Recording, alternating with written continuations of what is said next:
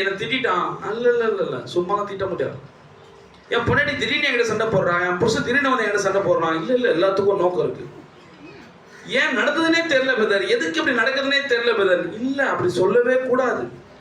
ஒரு கிறிஸ்துவனுடைய வாழ்க்கையில எதுவுமே எதாச்சமா நடக்கவே நடக்காது.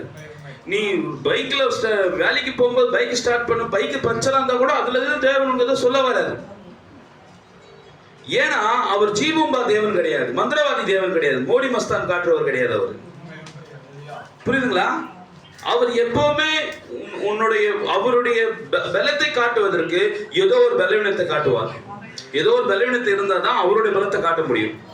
உண்மைங்களா இல்லையா? அதனால உங்களோட வாழ்க்கையில எது நடந்தாலும் கர்த்தருக்கு ஸ்தோத்திரம் சொல்லுங்க. ஏதோ ஒரு நோக்கம் ஆண்டவர், ஏதோ நடக்குது, பரவாயில்ல, இதை நானே அக்செப்ட் பண்ணிக்கிறேன். அதை நான் கேள்வி கேட்டேன்னா நான் உண்மையே கேள்வி கேட்கறது போல ஆயிடும். அதனால இந்த காரியத்தை